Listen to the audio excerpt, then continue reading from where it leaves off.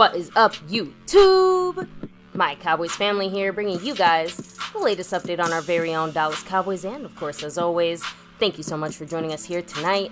Take a second, hit like, subscribe, hit that notification bell, follow us anywhere and everywhere at My Cowboys Family, and of course, hop in the Discord, link for that's in the description box down below. And as we get rolling here tonight, guys, of course, we have quite a bit of Cowboy news to discuss. Our schedule released yesterday. We all have our thoughts and opinions, and of course, a few other Cowboy things going on, as always. Yeah, actually, a lot of stuff going on when it comes to our Cowboys. But again, we weren't able to get you the standalone video yesterday. We were just busy on other things, and wanted to make sure we went live for the full, complete information, not just on the scheduled release. And we're going to discuss that here tonight, but also a couple other things that are important. You can kind of see on this page, specifically on defense and Mike Zimmer. So we're going to discuss that and more here tonight. But maybe before we get going there, let's remind everybody who are the people representing the board here on My Cowboys Family. And the man staying skeptical fan dropping that 5 on it. Kicking things off officially, much love, skeptical fan with a $5 holler. You know what he said? Hit me. The Cowboys need to file a restraining order on the 49ers. Enough is enough.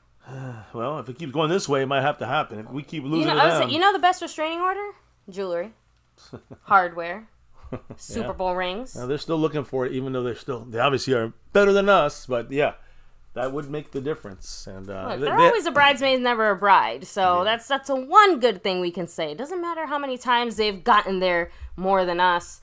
They still have just as many. Yes, I think they're 5-3 in the Super Bowl, so they got the same exact record as us, to be honest. So, in the end, though, it's about what you did for me lately, and the Cowboys haven't done anything for 29 years. So I hear you, skeptical fan, and yes, you must stay skeptical. If you're a Cowboy fan, you got to be skeptical with this front office, this clown show. So, anyways, I'm skeptical about the people rocking this board, though. Hell yeah, you know it. McLovin, thank you so much. Yeah, he's rocking both of these boards here. The man McLovin, Dolphin fan, but repping here in MCF. My Cowboys Family, sponsor of he's a Dolphins fan. Sponsor of the week and the Cash App King. Much love to McLovin. Woo. And by the way, I'm pretty sure he's also the Cash App King back-to-back, like our 90s Cowboys. And speaking of the guy who had the sponsor week last week, Jason Renfro, 12 points, and Roger Staubach gets you the stream boss, the boss of the streams. So Jason's holding on to that. He's also got 5 weeks in a row of being the gifting champion. So big shout out to Jason Renfro. Trying to get 6 this week, but I think skeptical fan, I think he's got a little bit of a lead on him right now when it comes to the gifting board. I'm sorry. There's nobody's gifted anything this week, I think. So yeah, this week has only been, this is the second episode, the second show of the week. So there is no leader right now on the gifting board. But Jason Renfro's got 5 weeks in a row. And then you look at the overall board this week. And believe it or not, and this is the same person on both sides, the person leading the overall board and the Cash App leader, all the way from the After Dark sessions, Gloria. The music requests, yes, the shots. Much love to Gloria representing right now. She is in first place on both the Cash App and the overall board, trying to get her first crown here on My Cowboys Family. So we'll see what happens. Much love to Gloria. Everybody else repping these boards. Also want to shout out everybody on the After Dark channel on the live streams. And people that jump back into membership. That's right. Yeah, got to shout out Sco971, Gloria, Mick, MJ Fowler, Truth Bomb, Chris. Those are memberships. Of course, the man skeptical fan, Dark Raven, James Davis, Roy Strasner. Those last two were in the membership as well. Thank you all for rocking the spot here with us on all the different levels of things. So as we talk here, we're going to After Dark's a little more party, fun, back and forth stuff. But here, it is Dallas Cowboys for life, and mainly only everything related to our Dallas Cowboys. So before we get to the news, info, and updates, baby, let's shout out different ways you can drop the love. Super chats, you can gift memberships, you can jump in. Skeptical fan dropped the super chat. Yeah, you can gift memberships. If you're in the membership, you can gift memberships, and you can also hit the thanks button. Big thanks, by the way, to Skeptical Fan, who also dropped a $2 holler there in the thanks side of things. But then there's also 4 other ways you can help the channel out and still be on the leaderboard, but also especially on the Cash App side. How are the 4 different ways, baby? You have, of course, the Cash App, money sign My Cowboys Family, the Venmo at My-Cowboys-Family, the regular PayPal link, and the Streamlabs link, which lets your comment show up on screen like a super chat. Damn right. And there's the man, Skeptical Fan, once again dropping that $403 holler, a Dak plus right there. Dak to Cooks. What did he have to say? I saw a follow-up question to his question here, so I'll read both of them because they are relevant. He asked, who is going to shadow Amari week 1? Will Diggs be ready by then? So that's a great question, actually.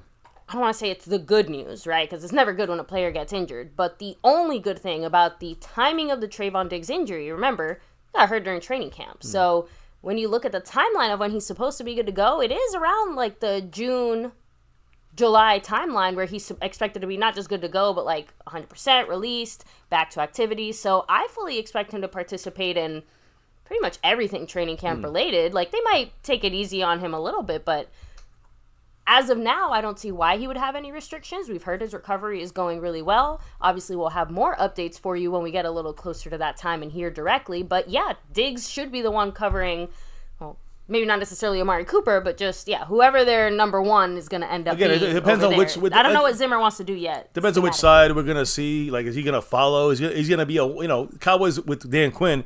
We usually had Trayvon on one side and whoever they got, so the Stephon Gilmore or Bland was on the other side. Yeah, it's not like we had guys switching back Nobody and forth. was following, They weren't following around as much. So that is number one. I don't know if anybody's going to be only on Amari, but I do think that, of course, he's their number one in my opinion. So obviously Trayvon Diggs would be the guy on him if he's available, and that's the question. And I don't have an answer for that because even though the Cowboys are saying he's going to be fine, he's going to be great, he's going to be fine, it's always that Michael Gallup thought, that Terrence Steele thought. Like, after the ACL, how they're going to come out. So, I got to wait till see him. Maybe Diggs is fine, but he isn't looking as good yet in that moment. Maybe Bland, like I saw Scorpio saying in the chat, maybe Bland is looking better at that time. That's my point. I think Bland may be looking better at that, maybe more ready to go in there and be fully active and ready to cover an Amari Cooper, and you have Diggs against their number two if you're following and doing that. With Zimmer's defense, remember, guys, he splits that. Sometimes he has a zone on half of the field and the other half is man coverage. So it just depends on what he wants, the way he's going to use our guys. That's really something we have to kind of wait and see how they're going to use dip our toe in the water of some of these Cowboy discussions, because again, now that we know we're facing the Browns week 1, that kind of changes things a little bit, right? So we'll obviously get to the rest of the schedule talk there. I want to take the time to shout out our star level members and over everything, of course, guys. Some membership perks around these parts, you get those the monthly stuff, the monthly perks when it comes to the star and over everything level memberships. The sewn and stitched jersey, your choice. If you are the winner, you're in a raffle. If you are in this thing, but baby, let's talk about the people that are currently sitting at the star level. I don't think we have any over everything level right now, but we have the star level. If you're an over everything, by the way, for these raffles, you get 2 entries. Everybody else gets 1 on the star level. But rep them, baby. Who's in the star level? Shout them out. Skeptical Fan, Jason Renfro, Lincoln Kane, Dwayne Broussard, Marissa Sparkle, Choctaw Montana 808, and The Lunatic. Oh yeah, we just had that great raffle. Much love to The Lunatic and everybody in the star and over everything level raffles. Now, we're back at this tonight. Hey, look, I got my little picture fixed. Now you get to see me bounce around a little bit more realistic. I just stay pissed. You're just staying pissed tonight. So, anyways, baby, before we get to the news, info, and updates, why don't we get a wrap up of who's in the house tonight, talking some Cowboy football. Toxic Splenda Papi. Yes, let's freaking go. Since I don't know what time we're on these YouTube side of things. Dustin Roberts, much love, saying, why are these Cowboy fans scared of these teams like we ain't got dogs too? Aztec Aguilar 04, what's up? Yeah, Texans fans, sit down. Scorpio representing. Even you, Lee Side Herald, repping the Cowboys all the way there in Houston. Oh, Daniel Berry Sports, much love to you. Apocalyptic Cowboy, hello and hi. He's saying Zimmer is our biggest offseason signing. Again, if he can have the type of impact we're hoping for on defense, that'd be the biggest signing. Agree. Yeah. Dustin Roberts, hello and hi. Take a second to shout out Skeptical Fan. Always. Stay skeptical.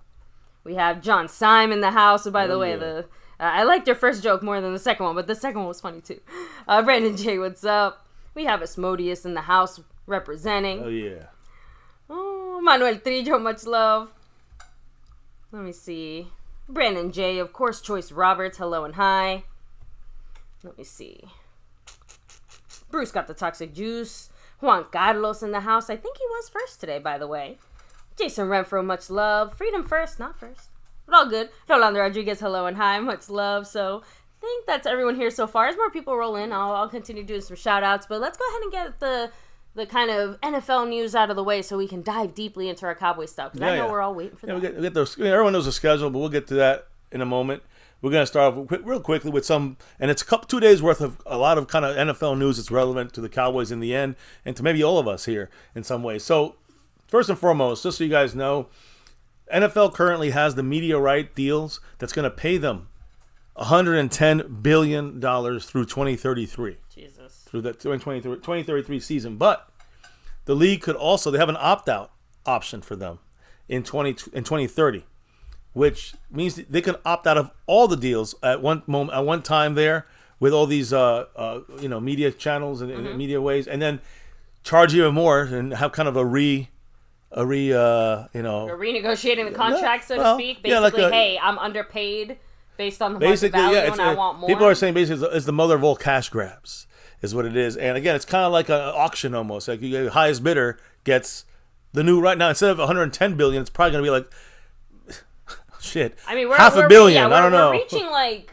numbers that I feel like don't half even a trillion. Exist in my brain. We'll see what happens in 2030, but just wanted to throw it out there. Like the NFL, they mess around and maximizing every penny they can get, obviously.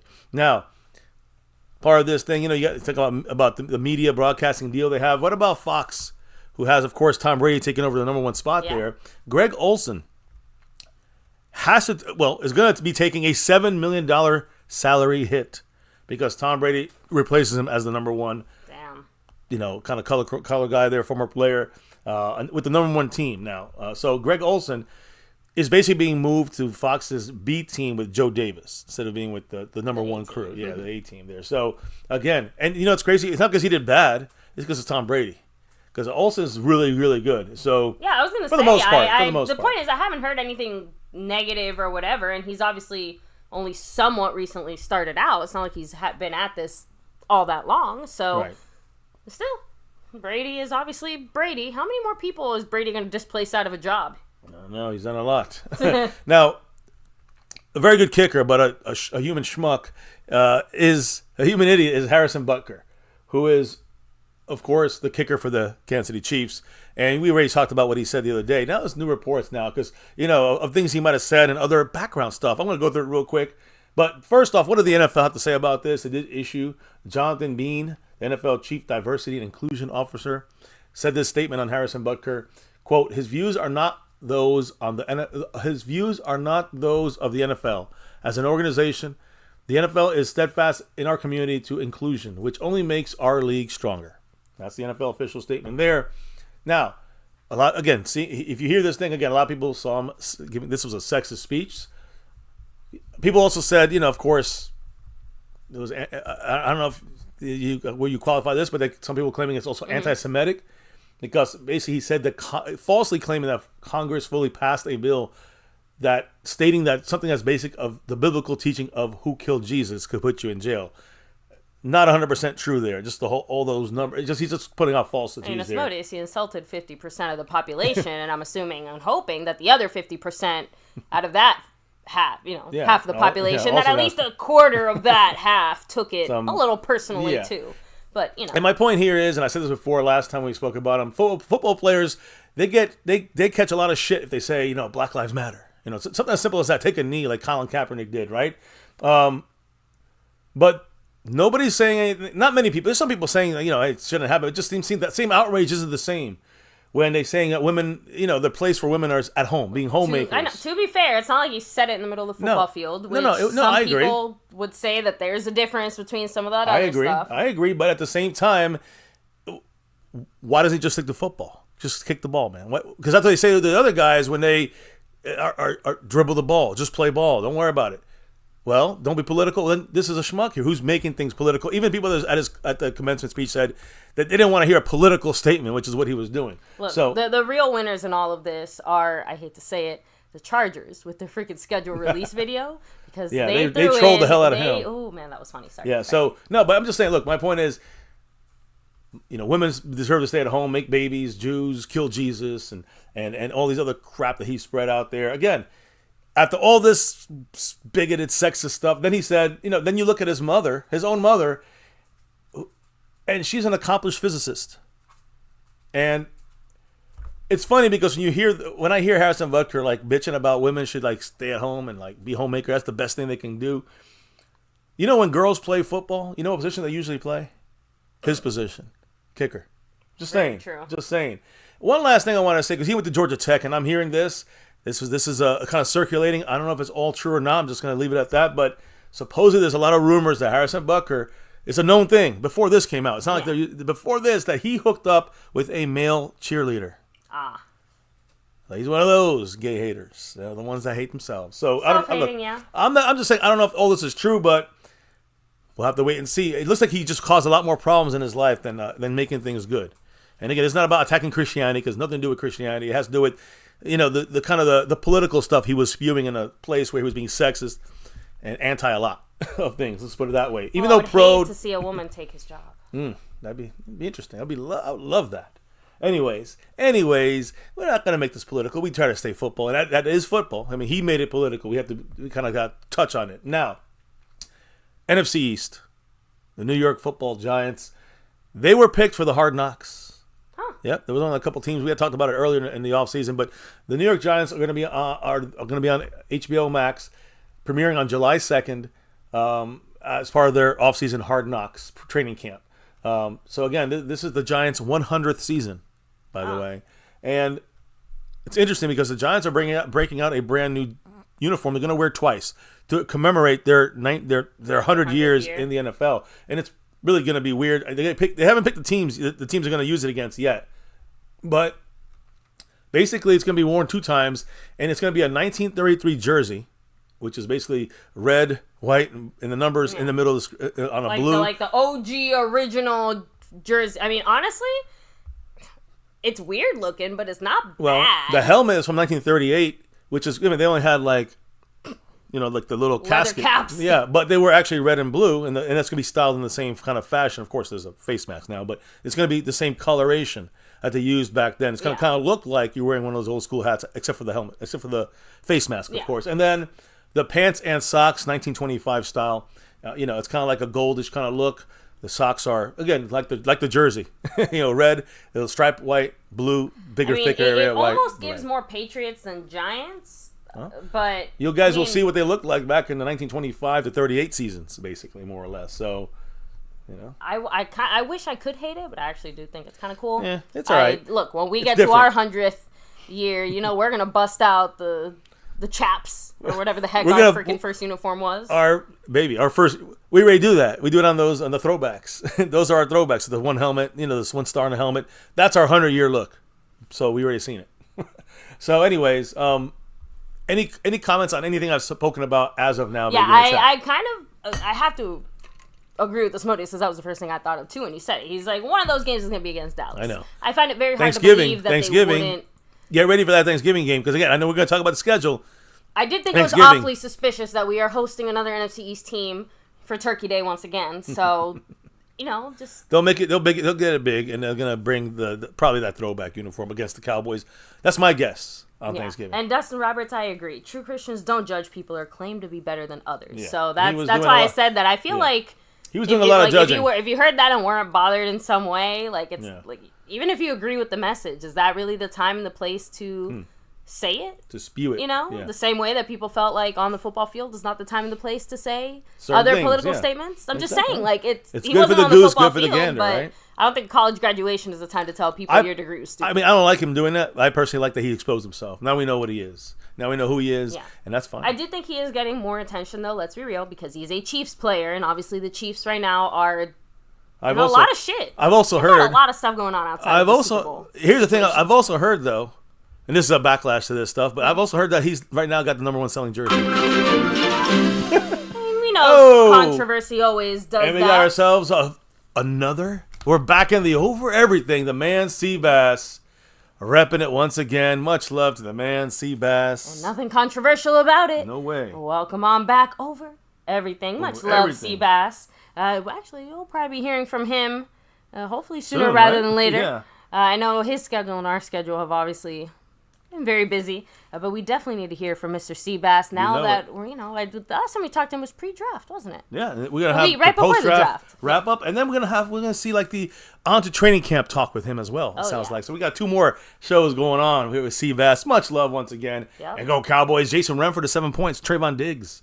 That's how far you are to get the representation on that stream, boss. Yes. So much love to the man Seabass. And by the way, with that drop right there, he is in second place on the overall board. Let me update that as you hit up the chat. I also want to take a second here. Real shit, you are highly misinformed. MCF After Dark has not gone anywhere, regardless of what other people might be out there saying or trying to do or whatever. Yeah, we're gonna.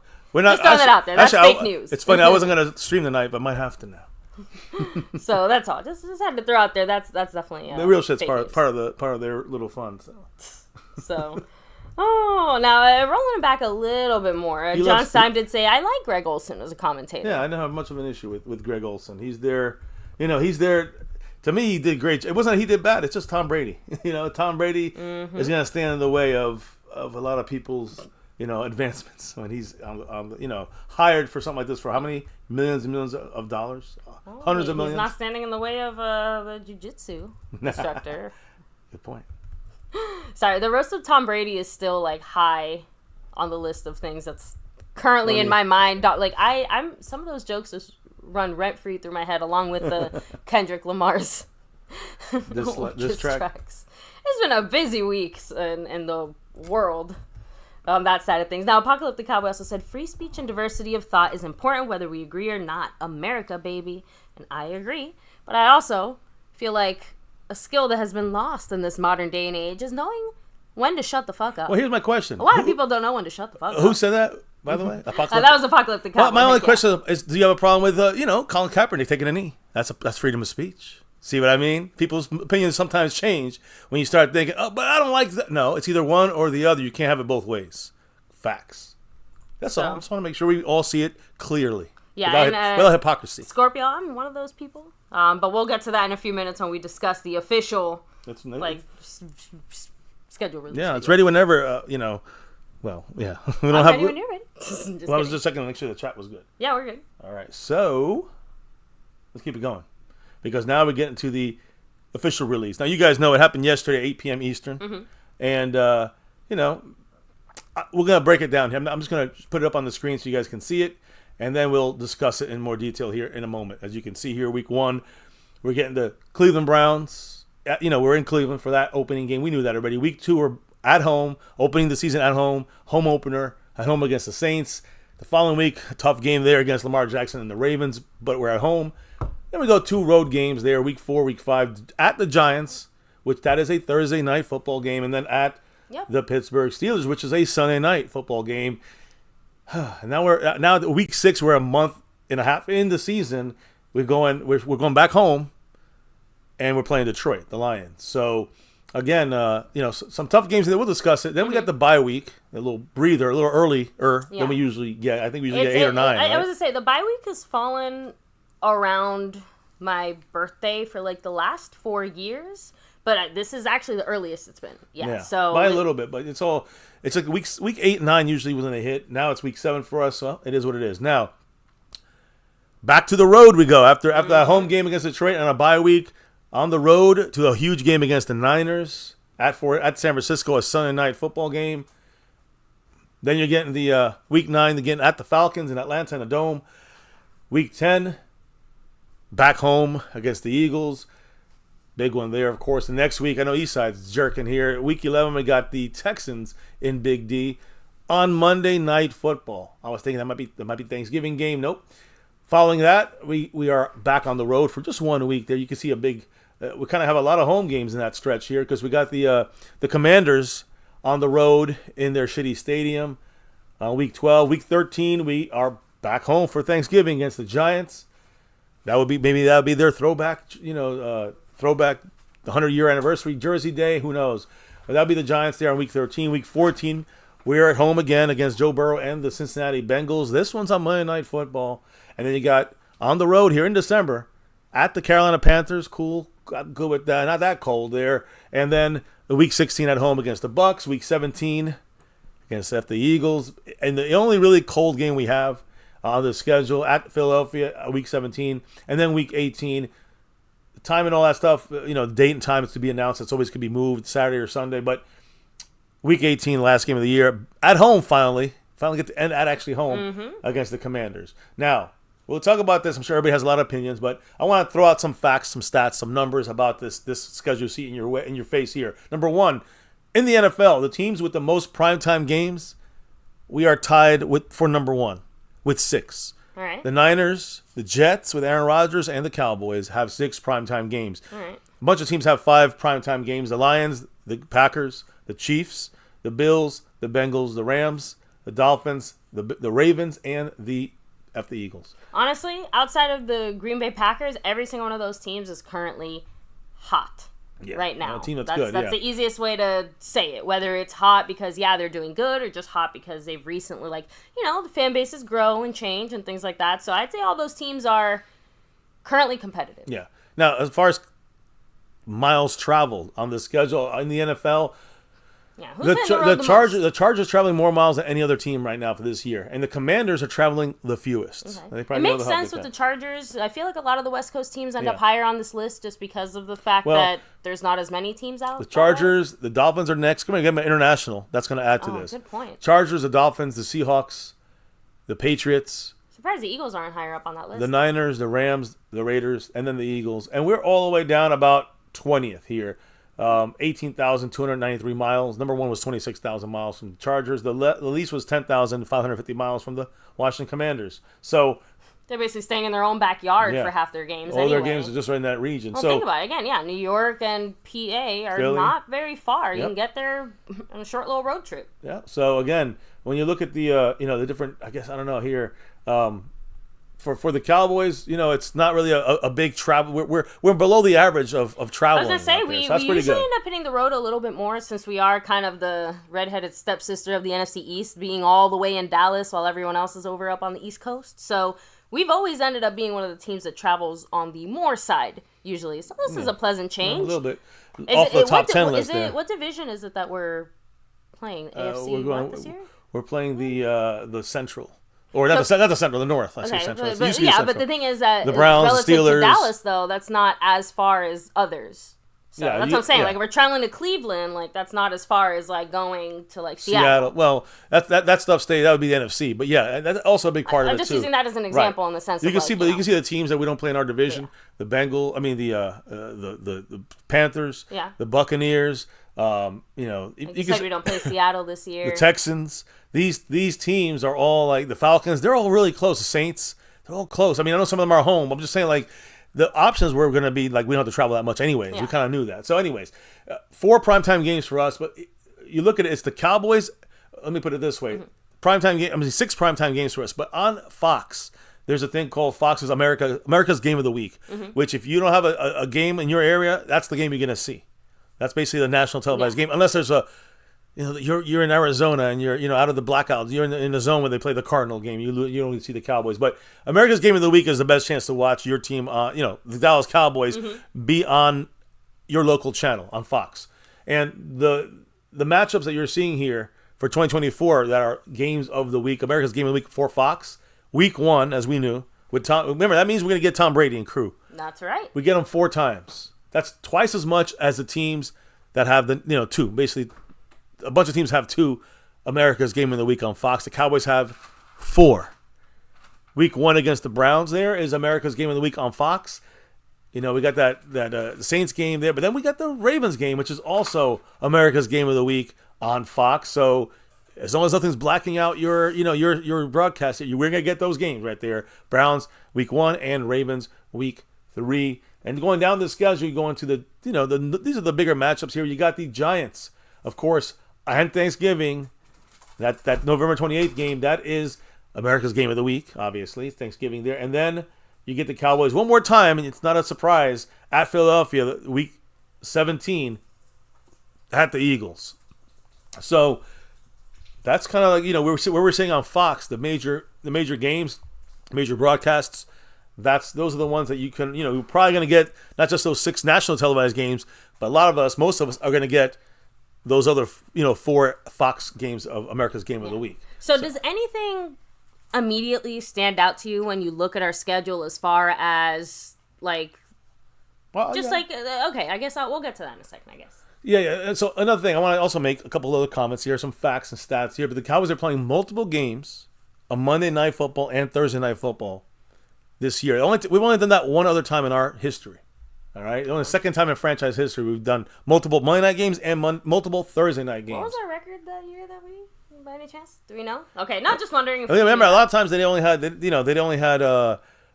mean, it's hard to get 2 Thursday games. I know. That's the big check. But Cowboys always had 2 Monday night games or more. Now, the point here I'm trying to make is with all these numbers you see in the Cowboys broadcast game of the week, there's 10 possible games right off the bat you can almost definitely count on getting out of the 17. Okay. And you probably get a couple of the 17 too, those remaining 7. So the appeal for the Cowboys is obvious by the NFL, by Fox, by everybody. They know Cowboys is what brings in the views. The Chiefs, listen to this. The Chiefs, as we know, have played in the 4 out of the last 5 Super Bowls. They've won 3 out of those 4. The Cowboys last played in the Super Bowl in 95, 96 season there. 95, I guess. The 95, 96 season. But basically, 95 was our last time in a season that we, of course, won a Super Bowl. Even after all that, broadcast partners equate the Cowboys, equate the Chiefs to reaching Cowboy levels about now in their little dynasty. At where we're at now.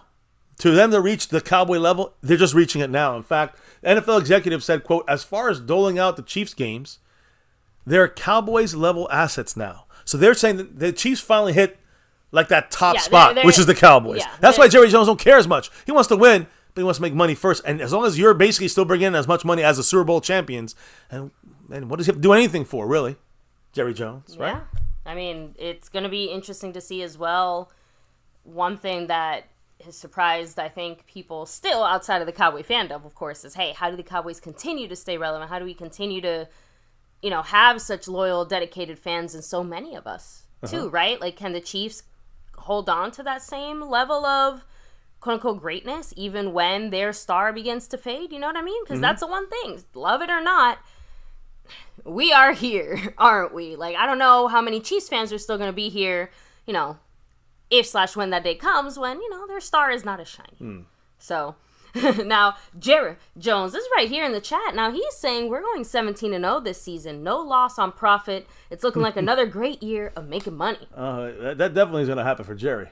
Yeah, look, if making money had a Super Bowl event, you would win You'd be it, the champion. hands down. You'd be the every champ. year. We know So- you'd be the champion. Oh, so now Scorpio's also thrown out there. Tough schedule. So, just saying. No, I'm I mean, I'm gonna. I just thought we I cut up. thought you were gonna share a little bit more. No, I just want. I'm checking something here because I kind of messed up. All good. So, by the way, John Stein said sativa over indica. Fact. Depends what you're doing that day. Depends what you're doing, in my opinion. if you if you want to It's work, more of a personal preference, but I think I disagree personally. So, just throwing that out there. So, depends what you want to do. That's why I said it. well, I like I said, it's personal preference. Yes. So, now since we're talking about this, and I know you're doing some behind the scenes stuff here, real quick. Are you good? Yep. So Dustin Roberts said the schedule is going to be better. Is going to better us for the playoffs. Well, we're gonna talk about this now. The little breakdown of the schedule, and kind of a couple of little notes I wanted to discuss. Okay. But the odds for these games, the odds have come out already for all these games, right? And just so you guys know, let me just say this: for the Cowboys, pretty much, I think the Cowboys are, this is for basically every game but one. I think I have, and Cowboys are favored in most of them. Week 1 against the Browns, we are the underdogs. Week 2 against the Saints, we're 6-point favorites. The Ravens were actually at home, we're favored by 1. At the Giants, we're favored by 4.5. At Pittsburgh, we're favored by 1.5 points. At home against Detroit, we're favored by 0.5 point right now. The Niner game hasn't released it yet. I'm sure we'll be the underdog there in San Francisco. The Falcons we're the favorites by 1 in Atlanta. Favorites against Philly in Dallas by 1.5 points. The Houston Texans in Dallas, 3-point favorites. We are the favorites there. Washington Commanders were also the favorites there at Washington by 3. At home on Thanksgiving against the Giants, we're 8-point favorites. Oh, that's a lot. Cincinnati Bengals were 1-point favorites. At the Panthers, we're 6.5-point favorites. Against the Tampa Bay Buccaneers at Tampa, we're 4.5-point favorites. At Philly, we're 2-point underdogs. And against Washington, to close out the season in Dallas, 5.5-point favorites. So we are underdogs for Week 1 at Cleveland. Mm-hmm. We're underdogs probably for that San Francisco game, which has not been released yet for the odds. And we're the underdogs for the Eagle game at the end of the year. 3 games. According to the odds makers, we should lose, I guess you can say. At least by this point of with this before injuries, this before training before camp. Anything has been said or done. Any other moves out there made, anything that happens in training camp. So again, the Cowboy, to me, I'm going to give you just my overview here. The Cowboy schedule looks balanced, in my opinion, by first glance. And again, when it comes to I would at least say when it comes to the big games, it's kind of balanced, it's spread out a little bit. You don't have like horribly back-to-back like dominant teams. So I was a little worried about that Thanksgiving stretch, but honestly, it could have been way worse. Well, I'm fine with that. The big thing to me that's a positive is the end of the season. I mean, December, the cold weather games. Again, December and January does not have the usual tough gauntlet of teams that we always seem to have in that last month and a half, 2 months. I'm not saying it's good or bad. I don't want it to weaken us for the playoffs if we're headed that way. But if we need to get a string of wins going. Yeah, this is just one less thing that's standing in our way. Yeah, I mean, just one less obstacle. And forget even like win or lose, just the injury factor, right? Like those types of games ends up with lots of guys with bumps and bruises and all sorts of things. It's important though in those games that if we can win those games, if we can win a lot of these games that are a little easier, I think at the second half of the schedule, or, to me, no cold weather games, you can find ways of keeping you guys healthy. You can find ways of resting guys for a bigger game against the Eagles the following week or something. So McCarthy's still our head coach, and he firmly believes in strong December, January finishes, setting the tone for the playoffs. I will say this. In the last decade, I think this is one of the most balanced schedules I've seen for the Cowboys, other than that bye week, which really sucks. I was going to say, the bye week is the only thing that stinks. I wish the NFL would take into consideration our yearly Thanksgiving game, right? And at least keep that in mind. But I understand that it's, every team has to have a bye week. Someone has to have it earlier. So at least it somewhat fits the pattern that we've had the last few years. So I don't think it's going to be too much of a different adjustment like from McCarthy. I'm just saying last year it was week 8. So yeah, it's pretty, it's going to be as far as the rhythm of the season, I think that we're going to be fine with that. We needed that reset last year. It hit us, even if it was earlier. It hit us in the right time we need it. You never know when you need that reset, but we do have a little break there. You can tell after Thanksgiving, you got like 10 days there of a break. So that's like our second bye. We always use it that way. So Cowboys opening the season with an uncommon opponent like the Browns. They're qualified as an uncommon opponent because in the AFC we see them once every 4 to 8 years. So, or 4 years, but 8 years at home. Yeah. And vice versa on the road. So this, again, with these uncoming up, this is the first time we're doing this since 2020. The Cowboys are not hosting an NFC East team. Until week 10. So keep that in mind, guys. Usually we're hosting at least a game the first four weeks of the season in Dallas against the NFC East. Not so. We're on the road against the Giants. And, the second half's got the, Giants on Thanksgiving, and then Washington and Eagles twice in the second half. So the first half of the season, we only play one NFC East team, and that's on the road. We don't host the first game we host against the Eagles from the NFC East in our home stadium. Yeah. So keep that in mind as well. That'll be the longest stretch, by the way, to not host an NFC East team until week 10. That's the longest stretch since 1993 for the Cowboys. And that cold weather game in Philly, that could be useful before the playoffs as well. So keep that in mind. Now, the Cowboys do open the season with a pretty tough stretch. If you look at don't even look at the team, just look at the road battle we have to have. The five of the first 7 games are against teams that made the playoffs last year. 5 out of those 7. The Saints did not. I'm not really sure the other team. The Giants did not. Everybody else there did in those first 7 games of the season. 3 of those teams out of those 5, 3 of those teams won their division. They're not just playoff teams; they're division winners. And 3 of those games are on the road against these tougher teams. Okay. At Cleveland, at Pittsburgh, and of course at San Francisco. Some tough games right there on the road to open up the first half of the season, right? So I'm not sure if I would consider Pittsburgh as don't sleep on them. I would not. They had a tough environment. I'm not sleeping on them. I know, but I agree that they have a tough environment. I just think that, I guess that is enough. I know, but by default. But I'm just saying. But I think they're an improved team from last year as well. So I do think that they have a chance to make the playoffs again this year. I was just about to say, by week 5, we're not facing them early enough that they still haven't quite figured their shit out. So I do think by week 5, they'll definitely be a much more formidable opponent than like week 1 Look, or 2. all I know is that I'm not going to overlook any of these teams, any of them, even the Saints or anything like that. But my point is, this is a tough stretch. You got to open your eyes. Just got a heart on here and say that. you got to open the season, and you got to first. I mean, these are not NFC East games, but these are very important games as far as determining how good we're going to be. And again, early for the season for us. Restacking a bunch of new players, and these teams are solid still from last year. All these teams. The Scorpio also threw out there. The Browns have one of the best defenses in the NFL. The Panthers, believe it or not, had a higher ranked defense than the Cowboys. And of course, as you're looking at that first few stretch of games, the Saints maybe aren't doing all that much right at this moment, but well, thanks for jumping in. I didn't know that. But that's what I was saying. They still have a pretty solid defense, and obviously the Ravens are. I mean, they were almost in the Super Bowl. So the point is that is a pretty good way, a way to test our mettle here early on. Those first 7 games, we play, 5 of them are playoff teams from last year. Yeah. You know what their records are combined? 58 and 27. That's pretty good. That's a tough bunch of 5 teams we got to play right there. Agree. 3 of the 5 we start on the road. And then the good news is that those tough games on the road, like Cleveland, Pittsburgh, San Francisco, not cold. That's an advantage for the Cowboys. Yes, on the road, but not during the second half where it's a lot colder, snow, environments, windy. Anything, we're going to get some real nice football weather. It's going to be good to be playing Cleveland, Pittsburgh, and we know we're going to play at those 3 places, but it's good we're doing it when weather is not helping their side a little more than our, because that weather will slow down their passing game, and we're going to pass more than run again this year. You can guarantee that. I can guarantee you guys that. McCarthy, we're going to be throwing. That's why we got Tyler Guyton, one of the best pass protectors in the draft.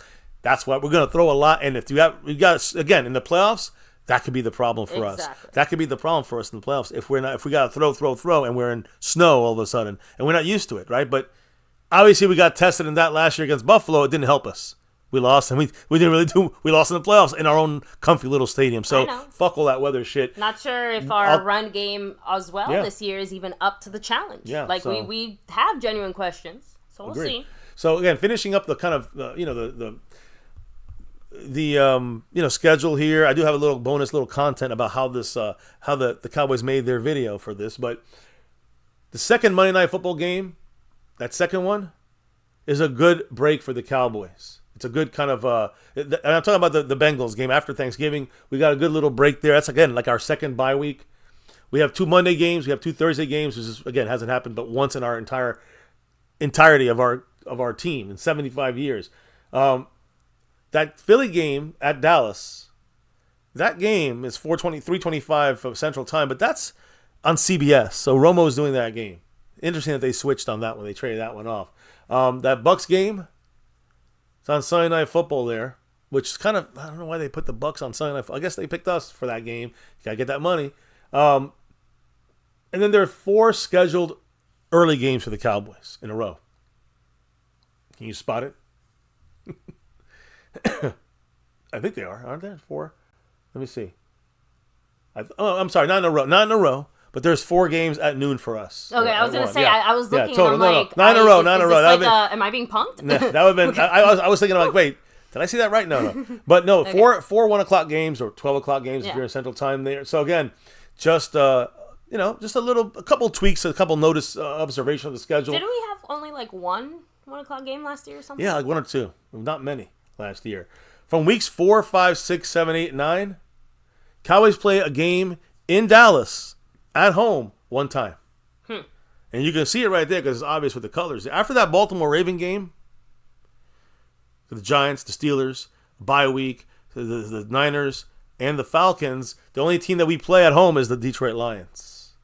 So, yeah, and that basically a month and a half, we're not going to see home except for Detroit. I would say we're actually on the road quite a bit the first half of the season. And, again, it's more the fact that they kind of land back-to-back. We basically don't have, I don't know. A lot more a little bit weird. Home games in the second half, which is obviously only 3 road games in the second half of the season. One's at Washington, one's at Carolina, and then the tough one's at Philly. So we can't bitch about the second half of the season. It seems like it's, again, still tough teams, but we got the home comfort here. Now, the toughest stretch, again, I think is week 4 or 5, like you can, I'm gonna say week 5 for the Steelers, let's say, through week 11, which is basically the Houston Texans. So again, when you look at this 6-game stretch, these 6 games, it is really 7 weeks, but it's 6 games. And Pittsburgh, a difficult environment, solid team. Russell Wilson, Justin Fields are there now. The next week we go home, Detroit Lions, NFC Championship game, of course. You know, they have a little payback in mind for us. They want to. After the bye week, we get the Niners. We know about that one. We have an improved Atlanta Falcon team that finally enters the season with some stability at quarterback with Kirk Cousins. Of course, they got a rookie too there, right? Penix. So after that, a week later, we host the Eagles in the first of 2 games against each other. And then we conclude the 6-game gauntlet, I guess you can say, against the Houston Texans, who, of course, East Side. Yes, East Side, we know. They are much improved. 2023 AFC South champions. And had one of the best offenses last year with C.J. Stroud, who definitely knows Micah Parsons. Hopefully Micah will get to know him a lot better in that game. So some tough games there. Now, I just said, kind of a week 5, 6 to 11. Well, flip those numbers around because that's what I think that the schedule is going to be. I mean, that's my little mini prediction, if you don't mind. I would like to hear yours, but given the lack of postseason success by the Cowboys, we're tired of hearing about the Cowboys having 3 consecutive 12-win seasons. Fuck that shit. I don't care. It don't matter when you lose to the Packers in the first round. Again, that's like the Niners cheering that they made it to the Super Bowl 3 consecutive times. Yeah, and losing. Yeah. Exactly. I'm just saying, and not quite the flex you think it is. To me, it looks like you can see that easily, and you look at the overall schedule, nothing's easy here, but to me, it's easily seen that you can have some success in the second half of the season. And, of course, I think the Cowboys can finish as bad as 9 wins. And I know we can get 12 wins possibly here. You know what I'm saying? If the Cowboys, kind of do really good. But it depends on injuries, how these younger players, quote-unquote, step up. Since we're going all in with our... Again, Jerry Jones said all in. He forgot to tell us it's going all in with our own players. Our younger players have to step up. So Cowboys have a lot of figuring out to do. And training camp and injuries, you never know what happens, right? There's some battles there, talent at key positions. But one of the top wildcard teams should be an attainable goal, in my opinion. And I think 11-5 is realistic here. There hasn't been a back-to-back NFC East champion since the early 2000s. So can we win another NFC East here? I don't know. That would be obviously great to break that streak. Yeah, but again, with not adding much to our team, taking away a lot, not adding anything really to it, and then the Eagles adding a lot, it's going to be tough. Because the Eagles are definitely the favorite to win the NFC East right now. And again, we thought the Eagles were going to take it last year and do the first back-to-back, and they fell short. But again, in doing so now, we will have to play a first-place schedule this year. And on paper, we have a less talented team, it seems. It would seem. You have to at least say we're not as good yet as we were last year at this time. So the division race for the NFC East is going to be close between the Cowboys and Eagles. Neither team winning the division would be a shock if Washington or the Giants did. But the Eagles, they look to be like, if we're 11-6, they're probably going to be like 12-5. And that's what I'm trying to say. It's going to be close. And it's going to be rough. And so even with this, and I'm going to be honest with you guys, when I look at this schedule, I don't know what you could give me your thoughts on this, but the Cleveland Browns on the road, it's going to be a tough game to open the season. I agree. Could be a loss there, right? The Saints, we should win. I'm just hoping we don't get embarrassed too badly if we lose, just because realistically speaking, you kind of touched on this when we found out, damn, poor Tyler Guy. Talk about Myles baptism Garrett, by fire. yeah. So that's going to be a very tough matchup for our Cowboys just on a regular basic level. But when you look at our rookies, that adds another layer to, wonderful way to kick off week 1. And yes, of course, I don't think the whole Amari Cooper thing is as much of an impact or a factor in a lot of ways. It'll be part of it or whatever, but I just don't see it having as much of an impact. And as far as the rest of the schedule, okay. Sorry. No. I was gonna say something. Go ahead. Because I want to know I know you're kind of figuring in your head right now what is the schedule you're gonna give this. I just want to throw out my 6 losses in my mind. I think the Browns. I think that it's gonna be a tough game starting the season off. I think the Baltimore Ravens in Dallas. I don't know if the Cowboys can stop the run yet, so I got to see them be able to stop the run on Lamar Jackson. That's gonna be interesting to see there. They got a great defense. Listen, I know I'm gonna be one of these people that say, the Detroit Lions coming in. I think that they lost those 2 years in a row basically with really, they kind of give it. Micah got that tackle on the goal line, stripped the ball out, and saved the game for us. The next play they fumbled, I think. So that saved us in the 2 years ago against the Lions. Last year, of course, we know that the Dan Skipper situation coming in and out and the whole 2-point conversion thing. So I think they win that game. I think we lose that game at home. That's 3 losses. Then the Niners, I still got to see the Cowboys beat the Niners. So that's the first 8 games of 7 games. I think we might be 3-4 in those. I mean, I think we could be possibly 3-4. Second half of the season, though, I think that's where we kind of rebound. And yes, we got tough games against the Eagles and the Texans.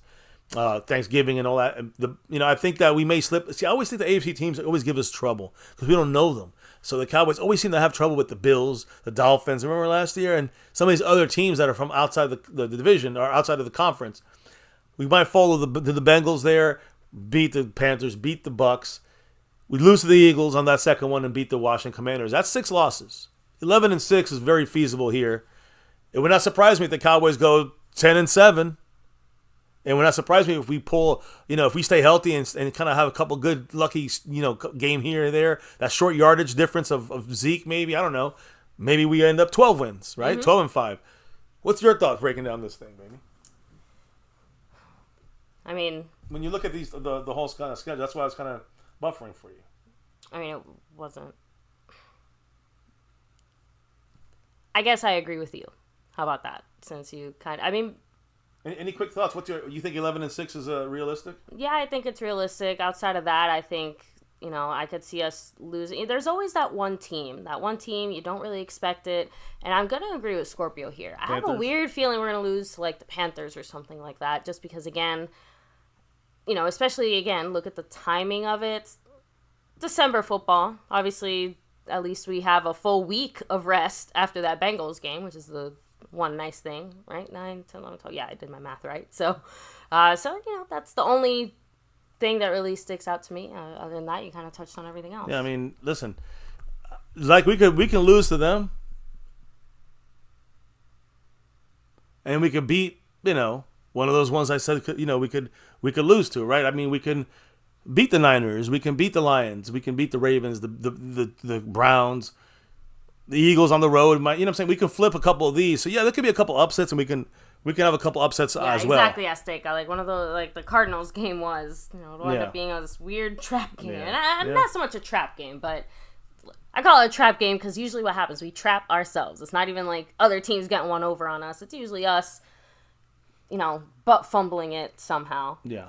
So, I know, some kind of dumb shit happens. But, let's see what happens. William Birdie said, one thing we can guarantee is Dak will light up Washington and the Giants no matter what else he does. He will play well against them. NFC is always dominating, is always dominated by Dak Prescott. Does anybody wonder, and just throwing this out here, I'm not saying I agree or disagree, just a thought that popped in my head.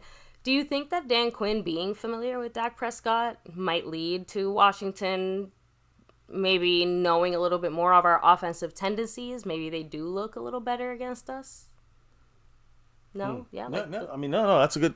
Just saying, I think they'll do a little better because Dan Quinn does know us. I mean, he practiced against our offense for 3 years straight. Yeah. So you can make a great point there. It's not going to be as blowout as much as you think. I still think Dak on the field can kind of manipulate the NFC East. He just knows it so well. But yeah, it's going to be a little closer now with Dan Quinn knowing the Cowboys. Yeah. And Azteca is saying, Cooper crumbles and checks out easily. Look at all those away games where we lost. He quits on the team in extreme pressure. But remember, this is a home game for him. So unfortunately, Amari Cooper does bring his A game for those home games. Yeah, he's on grass, though. So, that he's on grass field. Let me put it that way. Yeah. I know. So, do you guys know how this whole thing went down? You guys saw the schedule release video by the Cowboys. The background stuff kind of came out today on this, and I just thought it was an interesting, little piece of information when it comes to Before you go on, did you guys like the Cowboys schedule release video? Were you a fan? Yes or no? I personally wasn't as big of a fan of it this year. It took me a while to even figure out what it is the Cowboys were going for. A lot of people I didn't really know that's what they were going for. And yeah. So I didn't really like it, but let's talk about it real quick because again, the Chargers was great again. If you watch the Chargers is great. They troll Butker, it's great, and then they troll everybody, but Butker gets a good extra trolling. And then you got I also suggest the Tennessee Titans. Watch that one. That is worth watching. It's always great. They always do a great one. Cowboys usually do a good one, but this was subpar in my opinion. Look, the point is this: This was basically a call from Dak and the Cowboys, silent Jerry Jones. This is how the schedule release kind of video came to be. This year's video features FaceTime calls to notable fans of NFL teams like Eli Manning, Dawn Staley, and a couple other surprises. But it also went with a lot of unknowns from the YouTubing and podcasting world. Again, a lot of social media stars. Social media stars. Yeah, the Cowboy team went in a different direction than it has the last 3 years. In this video, they're trying to maximize how often it's being shared over social media platforms, and manages to incorporate an element that some Cowboy fans have been asking for, I guess you can say. Jerry Jones, shut your fucking mouth.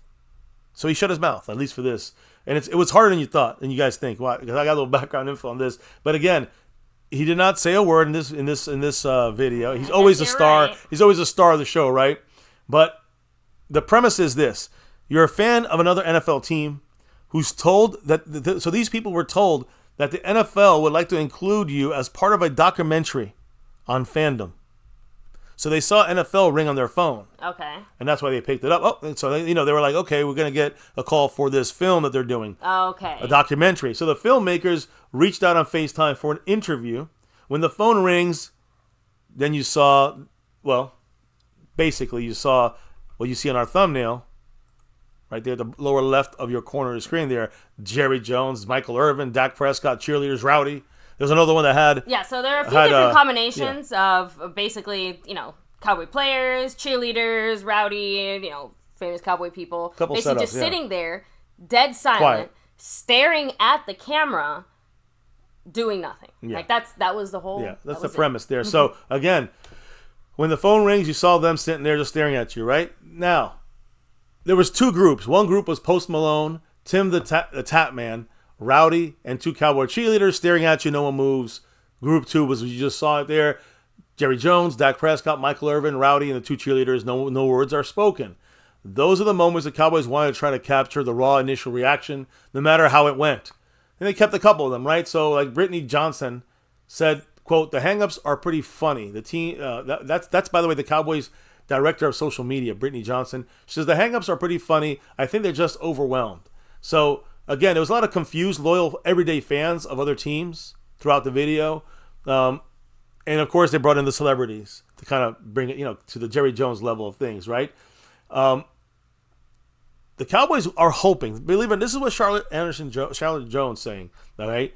She's saying that this project that they're hoping to land these celebrities or influencers from various fields. There were about 17 people that were kind of celebrities or YouTubers, whatever you want to call it. So basically Charlotte Jones said, quote, "If we've done our job right, you probably won't recognize everybody in there." And that is the idea, which of course I definitely did not notice everybody in there. Then A+ job there, Cowboys, I guess. Charlotte Jones is running it. She said that this trend, it's something we know. This trend with I guess some of us, I didn't know until you guys told me, but it's a trend that was made famous from the Kardashians. Doing this little prank or whatever you want to call it. So the Cowboys wanted to also reach a part of the audience, kind of that, I want to say, Taylor Swift kind of move, but they wanted to reach the audience that the Cowboys normally don't reach. And they wanted to basically multiply engagement. That's Jerry and the social media team doing this here. So basically they wanted to, tap into those following the people that appear in the video. The people that are following, the people you see in the video, the famous celebrities will hopefully come and, hey, follow Cowboys, get engagement, rewatches from that group. Charlotte Jones said, quote, "All these people who are anti-you want to share the interaction. This could be a way to populate someone else's space, not just our own. This is the hardest thing probably Jerry has ever done because he had to keep his mouth shut and not say a word." That's what Charlotte Jones said, his daughter. And it wasn't easy. Just a quick little note on this. I'll finish with this, I promise. But it was not easy, guys. He was asking throughout the shoot if he could throw in there a line or say something in these videos. And he said, what if someone asked if this was real? Should he say something? He kept bugging people about this. At one point, Jerry Jones turned to the whole group and said that they were really putting him to the test on this. And that's when Dak Prescott turned over to Charlotte Jones and whispered, quote, "This is the greatest thing ever," end quote. So I just thought it was a little interesting that was more interesting than the way they did this video. I was going to say, yeah, all of that. But you know what? I think William Burney, comment of the night. It's good to know Jerry's keeping up with the Kardashians.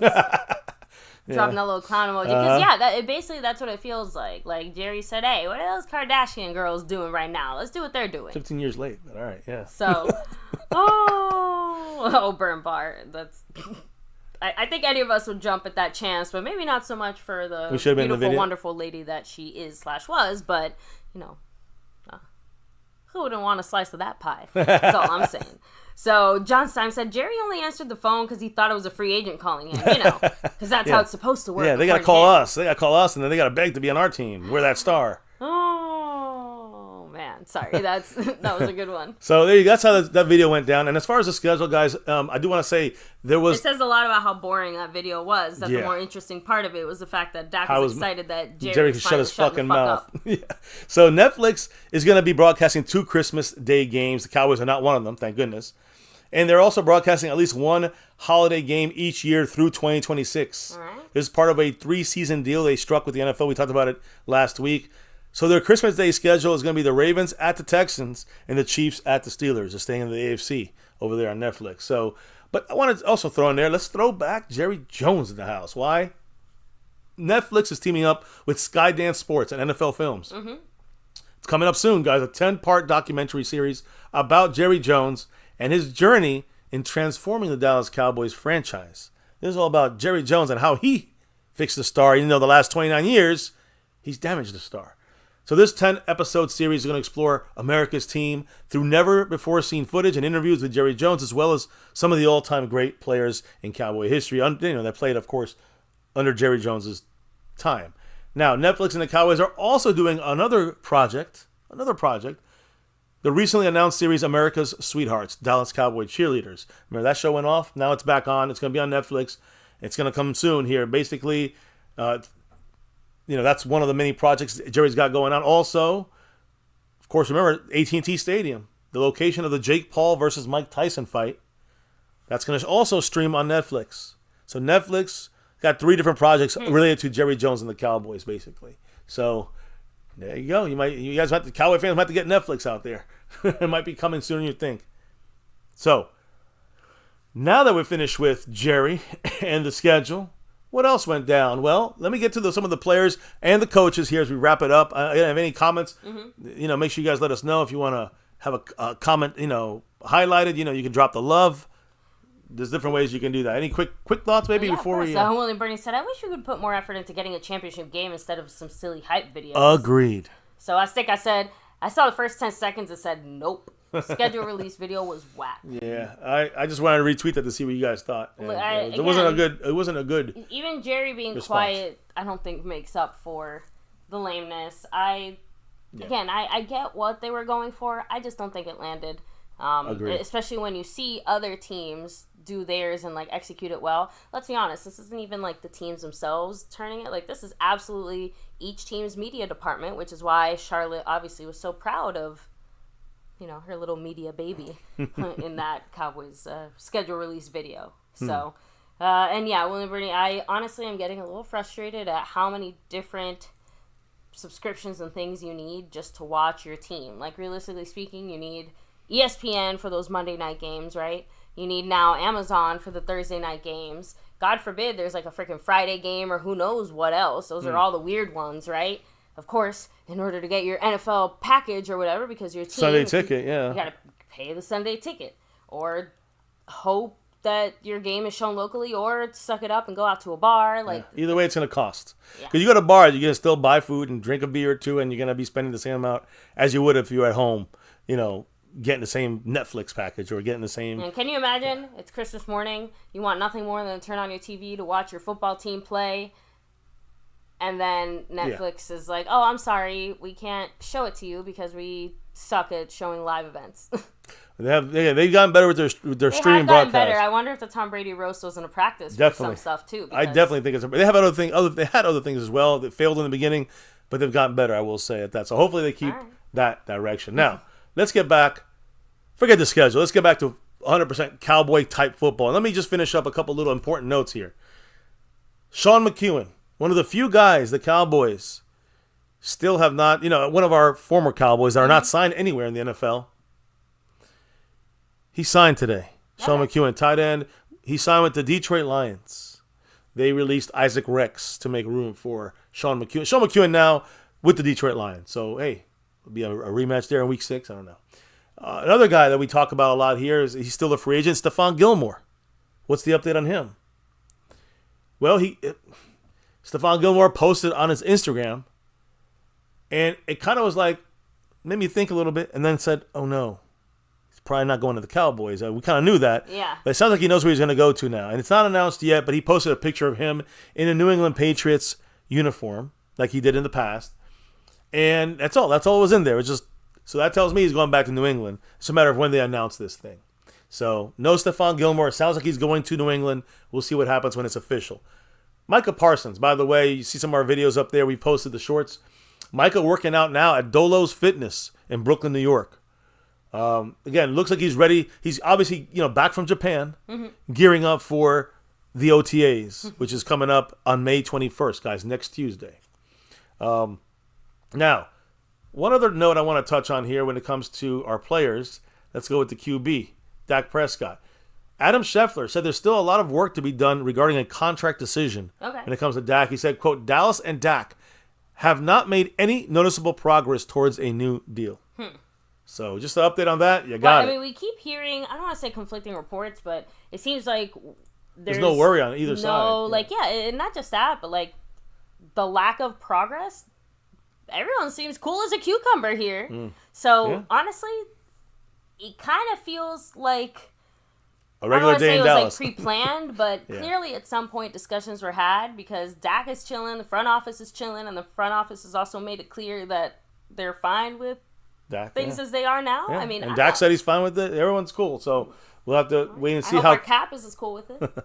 Our cap has been waiting and has not been touched by the Joneses. $55 million now instead of $59 million. Is that what the drop was? Yeah. So either way, though, former GM Michael Lombardi said this about the Cowboys' Dak Prescott, quote, if the Cowboys keep paying Dak like the Giants are paying Daniel Jones, then the resentment is going to come through, end quote. So we'll see what happens. Be a very interesting season if Dak doesn't have a deal done by week 1, or, I do think that the Cowboys are going to be, at the very least, somewhere in the season paying Dak Prescott that extension, if at the latest. That's what I'm thinking. Who knows? Maybe the Cowboys won't do anything. I don't know. Now, one last thing about Dak Prescott. He got officially over the last couple of days, him and his girlfriend, Sarah Jane, honor their daughter with matching tattoos. Aww. Yeah, basically, guys, they gave birth to MJ Rose in February. MJ Rose Prescott. They shared images of their new baby girl, but also they have new pictures of the baby girl with Dak, and it was very cute and all that stuff. But they also showed off their new tattoos. They posted them on Wednesday, showing off their tattoos with pride. Each one features an M that turns into a J with a rose at the end of it. So, like at the end of the J, it's like a little hook, so it looks like the rose is coming out of it. Either way, obviously in honor of their daughter. Dak got it on his right leg. Sarah Jane got a smaller version on her forearm. So he had his leg there, and she had her forearm on his leg, and they kind of took a picture of that and posted it. So I think it's adorable. Yeah, and of course his girl shared a bunch of pictures of the baby and Dak. So good job there, girl dad. Now let's get into we're kind of on the offense. So we're going to stay with the offense and the coach that spoke specifically on the offensive side. Before we get to defense, Mike Zimmer, and call it a night here in MCF, is Lunda Wells or Lunda. I'm not saying Lunda Wells or Lunda Wells. I've heard it both ways. Yeah, I've heard people say Lunda and Lunda. So I feel like me reading it, I would want to say Lunda, but that's just me. So we'll say Lunda. Yeah. Lunda Wells. Again, first and foremost, let me say he's a tight ends coach for the Cowboys. Been very good in the blocking aspect of things. Yep. He represents the Cowboys in the NFL's 5th iteration of their coaching acceleration program, which takes place on May 20th, 21st, and 22nd in Nashville.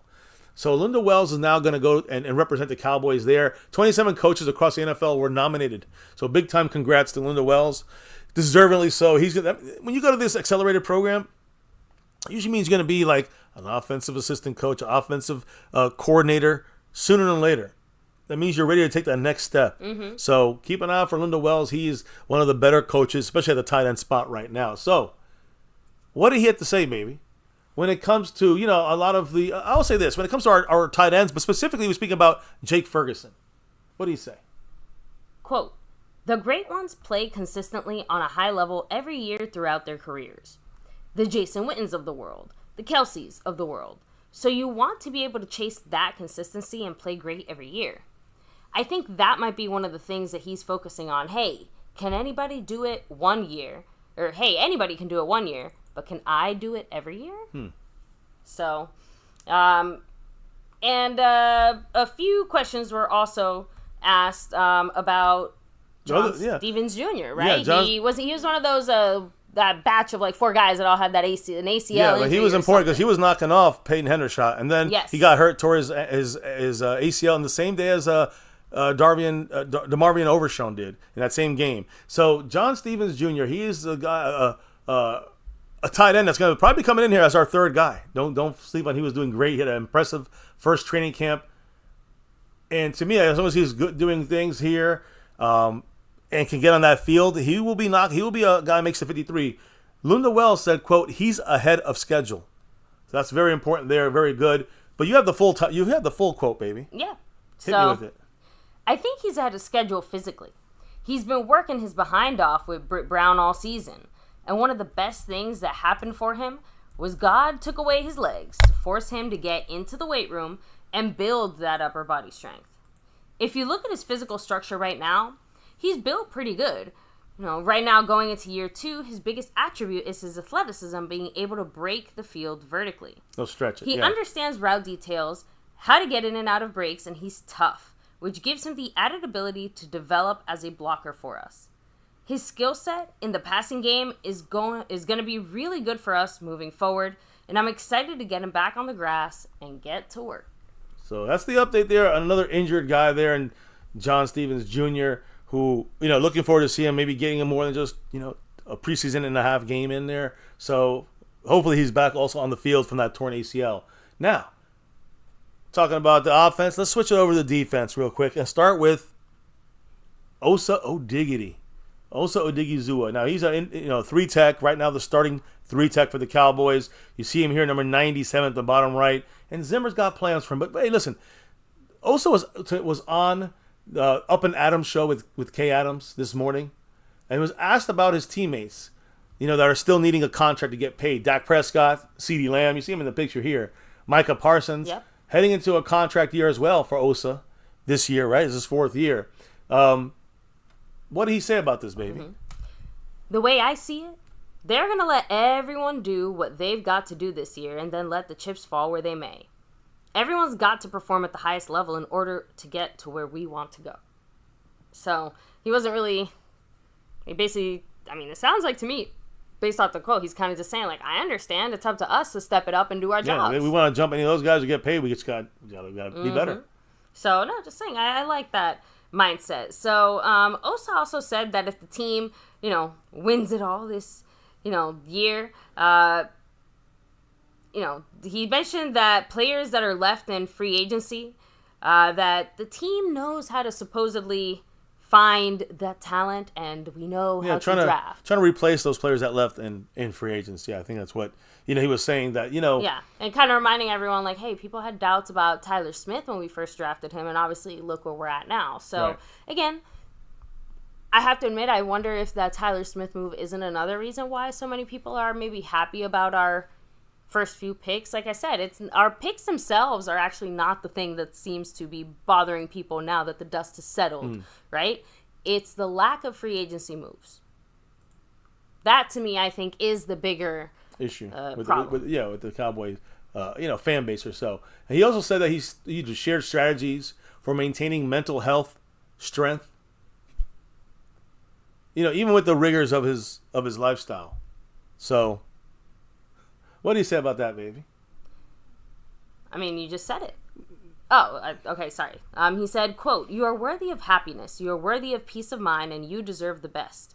Making your mental health a priority will help you achieve both happiness and peace of mind." Well, he's going to keep up a healthy mindset here. Again, seems very, very much in his own way, kind of saying, I got to do better, I got to do more, I'm going to keep myself in this kind of way of training, way of thinking. He set himself quite the lofty goal for this upcoming season. He threw down the gauntlet. He said, that he thinks he has the ability to be a double-digit sack guy. Now, he's about- not saying he's going to go out there and do it. He's saying that he feels like he has that ability.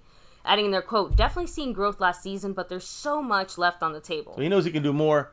And 10 sacks would be unbelievable for the Cowboys from an interior presence to have the interior kind of pass rush. That's something we haven't had in a while.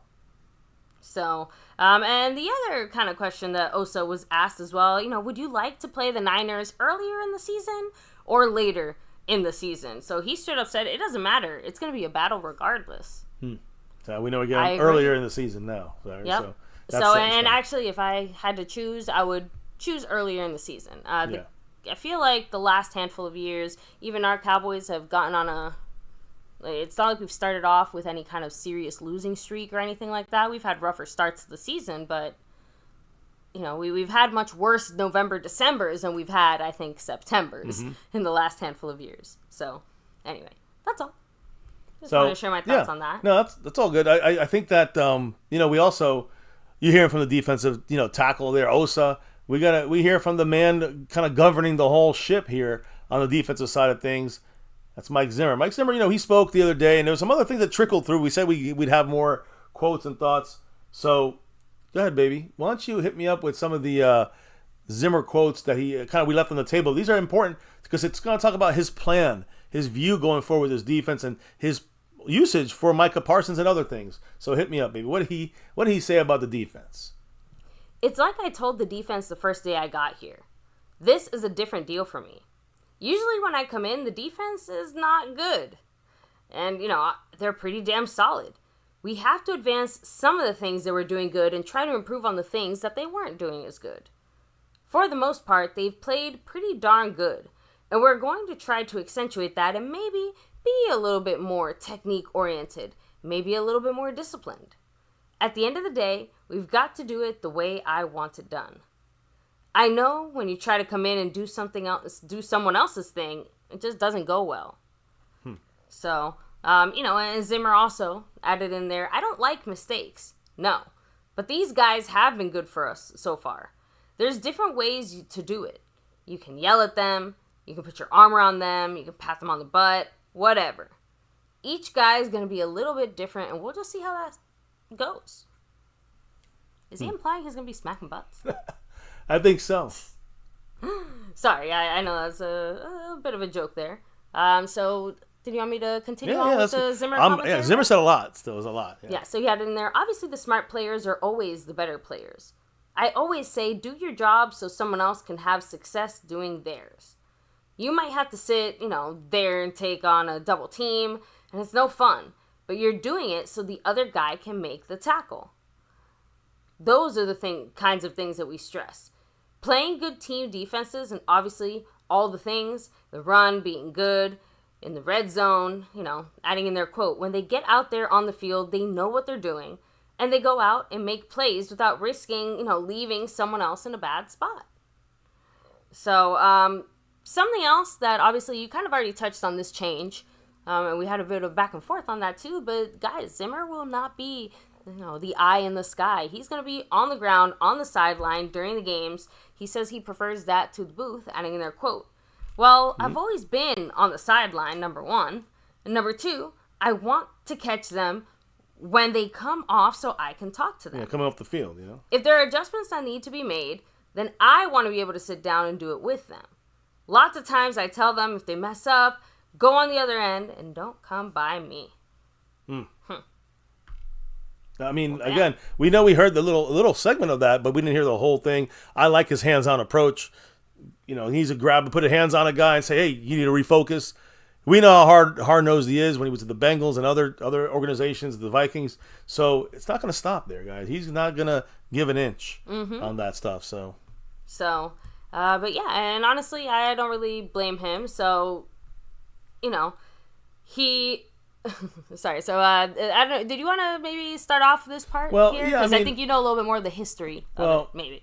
Well, again, Zimmer, you got to remember, he was a part of our coaching staff, for already in the past, in the early 2000s, September 3rd, 2000. The Cowboys hosted the Eagles in a game that was called the pickle juice game because the Eagles were drinking pickle juice to avoid cramping up in the Texas heat. I guess this was the days before Gatorade Yeah. flowing like water. Well, yeah, I mean, it was there, but it just they decided to, double it up, I guess, with some pickle juice. He said, that he learned a lesson in that kind of contrast that he formed basically the entirety of his coaching style since that moment. Saying, my first year as a coordinator, my very first game, the pickle juice game, we gave up 220 yards. I was also the secondary coach, and I said, hey, we're going to go, and let those guys go up front. We gave up 220 yards. Since that day, we've been concentrated on getting the run stopped. We want to rush the quarterback too, but we feel like in order to rush the quarterback, you've got to stop the run to get him in those kinds of situations. Obviously, yeah, and that's what we have to figure on this year. That's one of the things he's kind of talking about, stopping the run back then, and kind of how we need to stop the run right now. Yeah, and I thought this line was funny. I know I said it earlier, but he said, this is a different deal for me. Usually when I go in, the defense is not good. They're pretty darn good here. It's different for me because we have to advance some of the things they're doing good and try and improve on the things that they're not doing as good. But at the end of the day, we've got to do it the way I want it done. I know if you try to come in and do somebody else's thing, it just doesn't go well. In other words, to me, my X-Men. Yeah, that's what he ended up saying there at the end. And, he didn't stop there because, again, we kind of heard some thoughts about this and that. But now I want to hear about his thoughts on our defensive personnel, specifically our 3 different levels, right? The defensive line, the linebackers, and the defensive backs. But starting at the defensive line, what's the deal with Micah Parsons, Mr. Zimmer? How are you going to use Micah in this defense? He doesn't have to take many steps. He's such a dynamic player that, I said this the other day, offenses are always going to know where he's at. They're going to turn protections to him, have the back help chip no matter what it is. In a lot of the games he played last year that I watched, the offenses had a good scheme where they had 2 tight ends on him as well as all these things. So we're going to obviously move him around, do different things with him. Good. But we're going to use him some ways where we're getting the protection turned away the way we want it turned and able to win on the other side. And sometimes we're going to try to overload a protection where he gets a one-on-one. So sometimes they're going to use him as a decoy. Like they want to focus on him. We're going to bring the pressure from the other side so they can overload on Micah, and then we're going to be able to rush from one side, right? And then other times we're going to overload it, make them forced to have to use their protection to the opposite side of Micah, and Micah's going to be set up for one-on-ones. That's kind of the switcheroo moves.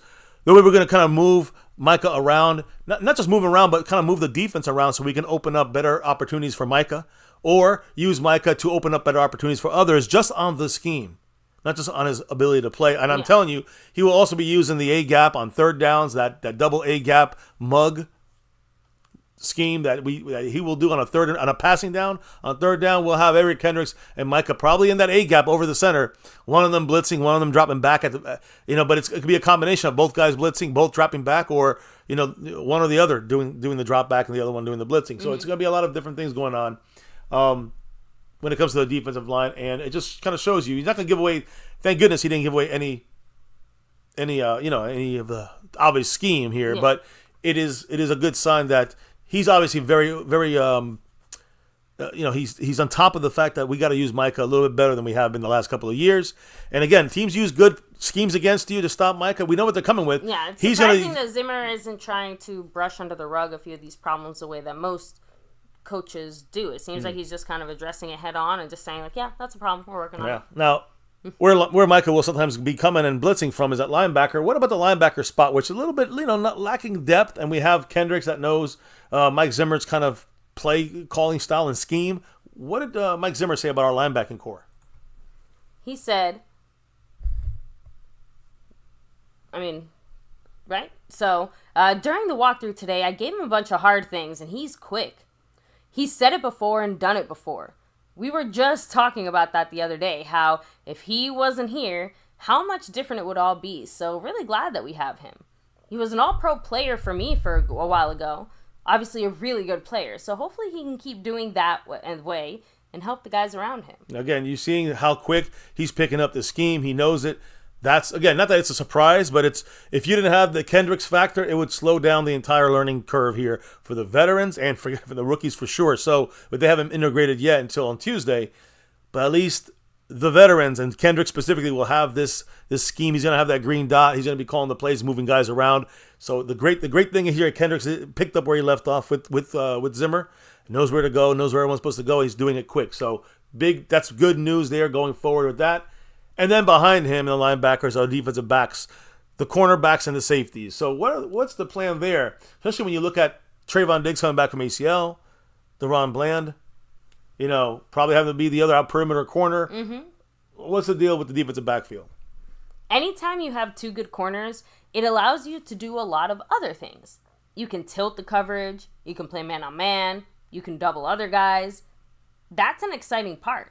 And typically, when we've had good corners, we've played pretty good. So, knock on wood that we will. Now, again, we've talked about this in the past. Dan Quinn's a specialist at the defensive line. Mm-hmm. He's a specialist in the secondary coverage. So, even though we're going to bring the pressure with DeMarcus Lawrence and OSA, and of course Micah and his scheme kind of fitting so that we could get to the quarterback fast and rush the pass, he's never really had good cornerbacks. Like he's never come into a system, like he said, with cornerbacks and a pass rush. We got both of those. And like he said, where he's been, he didn't talk about the pass rush. When you have good cornerbacks, that's when his defense works even better. So again, he said it himself, man to man, tilting the coverage, zone, doubling guys, all these things will be done, sometimes split field with Mike Zimmer in this defense. So, that's kind of the three phases there. But then let's also talk about how some of these other coaches are, discussing, Zimmer after a week or two of being on the field and seeing him work. Assistant head coach, right? Al Harris, assistant head coach and defensive backs coach, Al Harris. What did he say about Zimmer? You feel that intensity when you first meet him. I think people kind of misperceive him because he's a good dude. If you're really sensitive, he probably might rub you the wrong way. But if you know it's coming from a good place, hey, man, he's just coaching ball. Yeah, so, you're getting the idea there from Al Harris, who's, learning a lot under, as a defensive backs coach from the guy who's like the defensive backs master here when it comes to Zimmer. Now, Zimmer also got a little quote there from our defensive line coach, Jeff Zaganina. Zaganina. All right. What did he say? What did our new defensive line coach say about Zimmer and working with him? This is the first time they worked together. Saying, quote, "I haven't caught the wrath yet, but I know it's coming. I'm fine with that. It makes you a better coach and a better player when you get the wrath. He just wants to win like all of us. That's the passion that drives him. It's just a passion to win and a passion to be the best out there." I love this coach. He's one of my favorites there, especially one of the new crew there, really getting the attitude in there. Now, guy who's on the other side of the attitude is our assistant defensive line coach, former Cowboy player, Greg Ellis. He also spoke about, honestly, his old coach, because he was here when Zimmer was the coach here for the Cowboys on defensive side of the ball, defensive coordinator. So what did Greg Ellis say, who, again, he's our assistant defensive line coach and former Cowboy player? What did he say about Zimmer? Quote, "It's not relaxing in our coaching room. He holds coaches to be responsible. I've been around him long enough to know whatever you tell him you're going to do, he's going to hold you to it. He's not going to forget it, and that's what makes him a good match.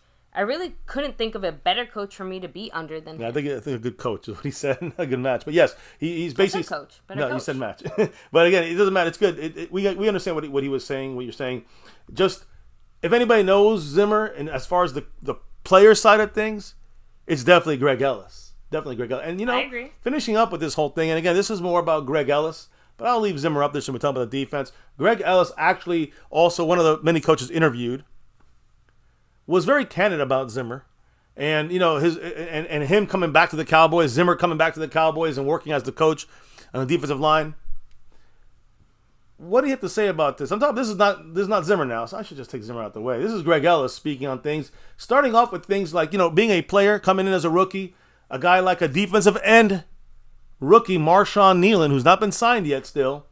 But again, Greg Ellis will be directly responsible for developing this new edge rusher in the second round that we picked, this rookie. What did he say about that? Oh, yeah. I can definitely relate to that pressure they're feeling. But it's good to be on the other end. It's good to have played here and to now coach here. For me, it's really a dream come true. My first opportunity to coach, I couldn't take advantage of it. I wanted my kids to get a bit older, and they're older now, so it works out well for my family and myself to be involved with coaching. Zim and even Bill Parcells, they always told me I needed a coach when I first retired. I loved it and wanted to do it, but I'm a workaholic, to be honest with you. And I know that football welcomes that, but it wouldn't have been good for my family being so young.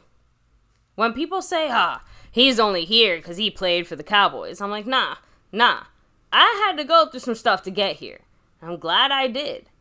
I came into coaching at ground level, driving 2 hours every day to get to practice from Southlake to Tyler, doing the team's laundry, all that kind of stuff I went through.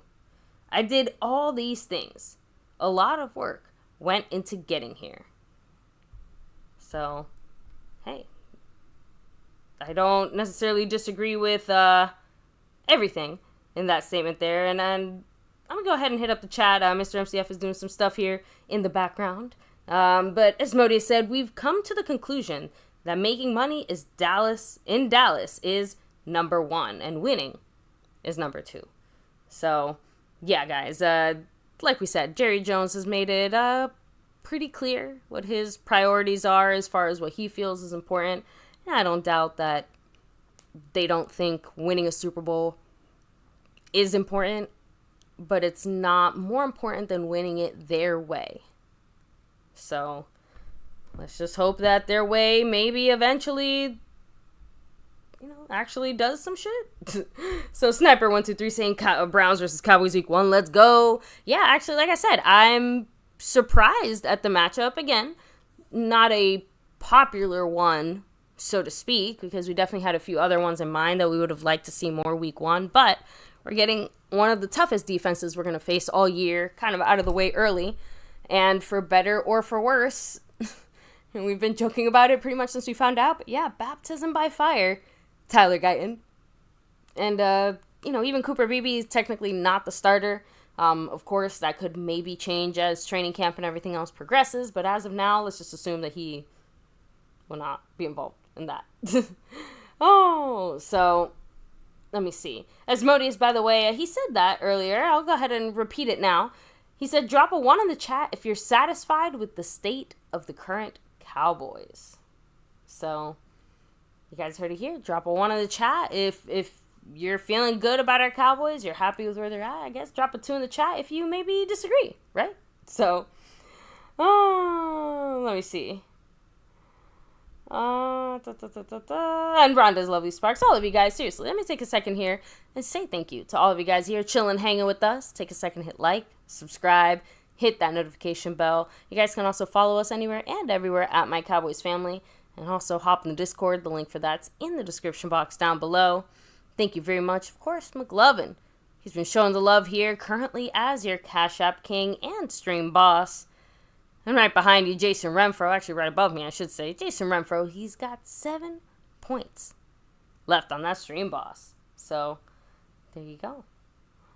Now, I see 2 2s in the chat already, so there you go. Already have some opinions popping in here, rolling through. Dark Raven, what's up? So, nice try. So, I'm sure your Ravens will do something week 3, but I don't think it's going to be winning. I hope. Sorry, that had to be said. So, now rolling back here, guys, a little bit more. Let me see. Yeah, no, I think I pretty much hit up the chat there on that side of things. Is the Discord link expired? Here, give me a second, guys. I will make sure to drop the updated Discord link so that if you guys would like to join, let me see. Copy link. There we go. So I'm going to go ahead and drop it in the chat now, guys. Yeah, if you want to go ahead and hop into our Discord, please feel free to do so. Link is right there in the chat. Again, we have a wonderful little community there, and we'd love to have you there. So, no, sorry, Mr. Dark Raven. We don't bet on our Dallas Cowboys. So, you can put 20 Monopoly dollars on it. Sorry, like I said, we're just so full of jokes tonight here. So I'm going to go ahead and keep rolling with... Actually, I think that was the last bit of Zimmer commentary I think I had. Let me just go ahead and double check. Yes, so that actually was the last bits of comments from Zimmer that I had, at least on my side. And yes, guys, nothing... The usual rules apply for Discord as they do here.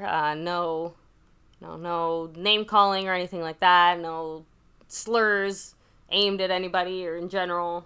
So we're a very relaxed little corner here of the internet for the most part. So we believe in free speech.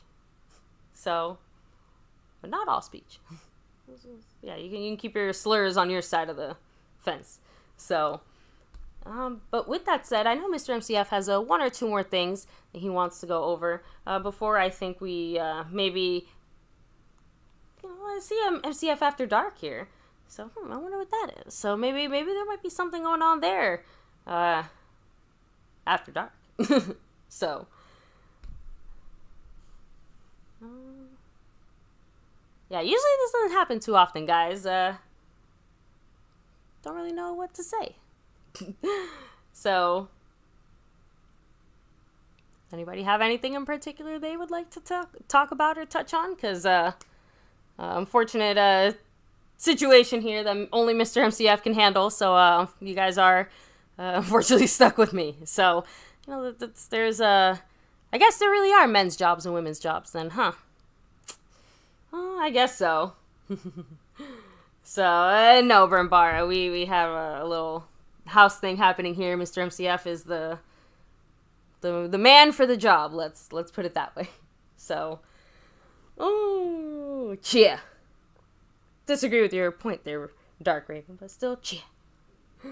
I guess one thing that I will admit, since we're all chilling here and this is now my stream officially, Mr. MCF unfortunately did cut me off a little bit there when he asked for my opinion on the schedule and then proceeded to give his opinion on the schedule. So why don't I pull up the schedule now and give my actual opinions, now that we have some time to chat amongst ourselves here and discuss this peacefully. So like I said, I was a little bit disappointed with the Browns just because, I'm not going to lie, I did initially forget how good their defense was, so I just kind of felt like, oh, that is a lame opening game. And then I very quickly remembered, oh, shit, that's right. They have a very good defense. So I don't want to say it's going to be a loss. I think there's a high probability that we could easily lose that game, though. Again, we'll put up a good fight, though. I don't think we're just going to get our asses handed to us. Not worried about the Saints.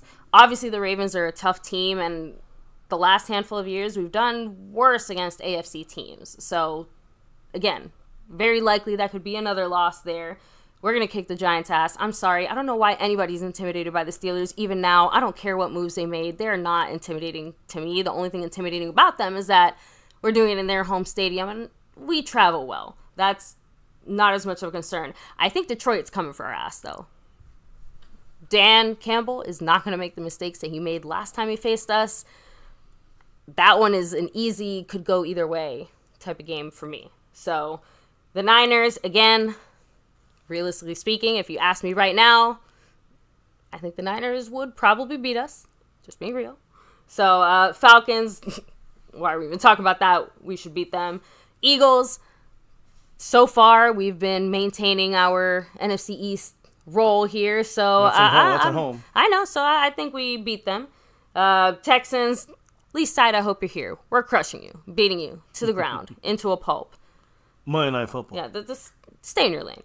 Commanders, again, I think that there's a chance, especially since this Commander game is on the road, think that there's a chance that we could maybe slip up there. I said it earlier, Quinn now being the head coach there, maybe he does have some additional insight into the ways that we like to run our offense, or more specifically, how he can stop our offense. So we'll have to see there. And how I guess he doesn't know how our defense runs, but he knows the tendencies of some players on our defense. Yeah, like I said, I'm thinking about it more on the other side since he is a defensive-minded coach. Giants, again, Dak to daddy. The Bengals, I think, is going to be an interesting one. I'm going to leave that one as one of those 50-50 ones just because we don't know what they're going to look. It's less about what we're going to look like and more I just generally don't know what the Bengals are going to look like in that regard. Again, Panthers, I said earlier that I kind of agree with Scorpio. Easily be one of those weird little trap games. They do have a pretty solid defense, and we did not play that well against them last time. The Bucks, we should crush them. The Eagles, I hope we also crush them at this point. That's on the road in Philly. Yeah. And that last Washington game, I mean, obviously I'm hoping we win. I'm expecting to What's win. the record you got I think then? it has to be more, like, will that game actually matter at that point? Yeah. So, well, let me see. I had us losing to maybe the Browns. I had the Ravens. I'll make the Lions a loss, just to be fair. San Francisco. Let me see. Washington and the Panthers. So that's what, 6 losses? You gave the Cowboys the Panthers loss? Oof. I told you that's I know. my Oh, we beat the Eagles my twice. weird one. Huh? Yeah. Damn. That's All fine. right. I'm being, so yeah, 6 losses. So you're saying I got to it differently, but yeah, 11-6 seems to be the consensus almost. I think 10. I think we go to 10 before we go to 12. In my opinion, Yeah. I think there's a better chance we don't hit 11 and we go 10 rather than 12. Is my point. I agree. If you had to ask me if the split's over under, I'd pick the under type of bet there. So Burn yeah, got it. we still got Dak. I know, revelation. So Bird Bar said Panthers are shit like MCF just dropped. I don't want to drop some shit on MCF after dark. Oh, yeah, exactly. So Lost in Translation said from west to east in 7 days, San Francisco to Atlanta is going to do a number on us. That's a good point too. That's a good little catch there because that is. And the Falcons, you said, we should not as hard, not as Good easy point, as you yeah. think. Again, those are two AFC West and yeah, teams. lost NFC in West, NFC translation. West. You're hopping Oh, in here a they little used to be. later, but that's exactly what Scorpio/I kind of That's like it, came to. yeah. Like, yeah, it's that weird trap game, that weird Arizona game. Again, don't ask me why I feel this way. We're still in May, so And with all that, even with the loss against, on the road against Washington and on the road against the Panthers, we still got. Look, if we take a loss against the Eagles, one of those games, we're still 10-7. We make the playoffs. We're just making the playoffs. We're not going to be at home on the road, but we're making the playoffs. That's all, and that's what it looks like. We're still a playoff team, just not that 11 or 12 win team like we have been the last 3 years. Been 12 wins. We're more like the 10 or 11 win team rather than that 11 and 12 win team so far this year without knowing anything about ourselves and about our opponents. Mm-hmm. So We know things constantly change, so. and yeah, baby, I don't know if you had anything That's else it. to No, add all good. or any commentary you needed to add to No. my No, I mean, breakdown that's of the I mean, again, I just, schedule. I My thoughts on the schedule. You had your thoughts earlier too. But Did I? the Eagles, I think the Eagles are going to be a team that probably gives us an L one of these two games. And unfortunately, I would love to see us sweep them, but let's be real here. We're not going to win them all. And I just don't see us losing to Carolina, but I know what you mean. I can see that. The Washington, one of those two games could definitely be a loss as well. I think the Texans are tougher than I think we're admitting because he's in the house here. I think also the Steelers. The Texans have one of the toughest schedules though. Well, like they do, but out of any team. They do, but it's not a big travel thing here. You know, they're gonna have probably a more firepower, probably a better record when we play them. So, if we lose those first 3-4 games in the first half of the year, they'll be better than us when they come to Dallas. Yeah, easily people jump onto bandwagons. Yeah, so we'll just see, saying. we'll see. But either way, look. My opinion is Cowboys got to handle business, Their and bandwagon is more like a wheelbarrow, but sure. that's true. But my point is that the Cowboys got to, show out and do their best. In regular season and get yourself set up for a good playoff spot. But if we get in the playoffs, I don't want to see another one and done or knocked out embarrassingly in the first round. We got to make sure that this team can handle it and test it. And listen, we're going to have our rookies stepping up. Even if we make the playoffs, it still could be rough. So just being real. But, hey, there's also enough veterans to keep it afloat, and maybe that's what we need to happen this season. That's all we can hope for when it comes to this schedule. Mm-hmm. And my humble opinions. About the schedule. Yes. Anyways, that's it here. I know you shot. I don't know if you shot. I know you did the comments. I did a few comments, so I will just do shout-outs this Let's time do it. since I read pretty much everybody's points here. But thank you to everybody here chilling, hanging with us. Take a second to hit like, subscribe, hit the bell. You guys can follow us anywhere and everywhere at MyCowboysFamily. And, of course, hop in the Discord. I'll drop the link one more time here. Again, and again, everyone is welcome there. We have all sorts of fans, and we love everyone's discussions. But obviously, Cowboys number one. Yeah, first again, and foremost. keep on the rules. I know some people are going to want to jump in there for other reasons, maybe. So that's why I know they're going to be fucking around in there like real shit, and then we'll have to time his ass out or just. Oh kick his yeah, ass. I mean, guys, we'll just ban you. That's That's not a big deal. problem. Yeah. This is an actual Discord for actual football discussions. Yeah, not here. No, this is not TTC trash talk. Yeah. For the Discord. Keep that in mind. Anyways, continuing. Yes, no, it's all good. Lost in translation. Have a great night. Burn Bar. Bong Gang. Dak Delusional. Revelation Journalist. MCF After Dark. I guess you can have a great night too. I'll allow that. It'll be a very short night tonight. Dak Delusional. We have Asmodeus in the house, of course. Even you, Dark Raven. Shout out to you. Let me see who else we have in here. Real shit, I guess you can get a shout out to real shit this time. This one time. Sniper123, what's up? Of course, John Syme, have a great night. Uncle Charles, y'all. Uncle Charles, y'all. Rhonda's Lovely Sparks. Hope you're having a great night at work. I hope it flies by. William Burney, thanks for rolling through here as well. Aztec Aguilar 04 representing. We have Double R in the house.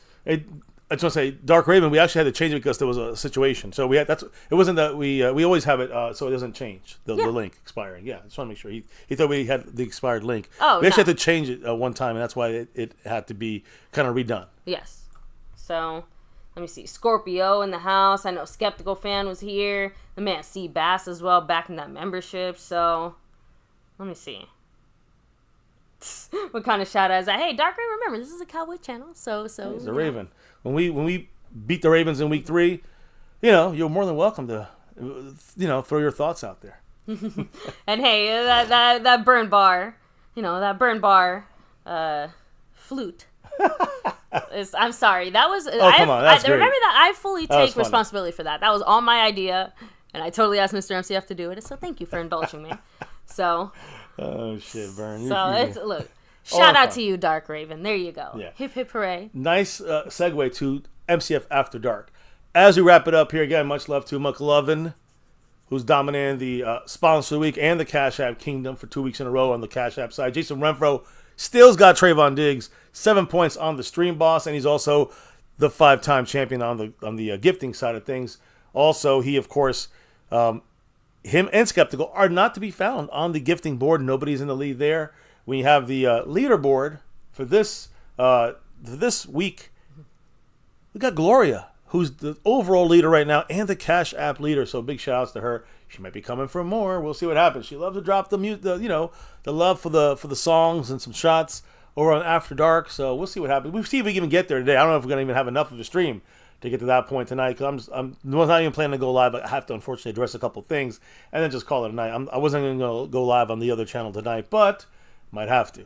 Either way, you have to subscribe to that channel. Make sure you have that notification bell, because these videos will be deleted immediately. And there is no rewinding either. You have to catch them live. So anyways, on that note, it is time to wrap it up here, baby. So let everybody know why we do this here each and every night on My Cowboys Family. It's that navy blue, that silver too, and that star over everything. Win, lose, or draw, good, bad, or ugly. Here in MCF, we rep that star over everything here on My Cowboys Family for almost 7 years on YouTube. Never forget, the number one thing here now and forever, as always. Go Cowboys! Let's get that 6 and beyond. Thank you all for dropping your knowledge in the chat all night long. All night. And of course, those that dropped the love from above. Big shout-outs to Skeptical Fan, James Davis, Roy Strasner, and Seabass over everything. Yeah, he's officially in the club again. Mr. Seabass, the man, over everything, right there in the house, back on the over everything board. So much love to everybody in here. Drop the knowledge, the love. Now it's time for us to clock out and drop out for the night. Catch us on MCF After Dark if you dare. And on that note, baby, let's wrap it up here and we move over there. I will move over here. Over there. Remember, before we can wrap this up, clock out and drop out for the night, relock and reload for another show. We'll see if it's tomorrow, or Saturday, Sunday kind of deal. We'll figure it out, whichever has the more newsworthy day. And of course, before we can officially drop out of here for the night, what do we got to do? We got to drop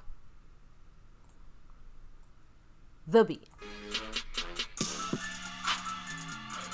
Oh yeah, that beat has been officially dropped here in MCF, and thank you all for joining us here for another one.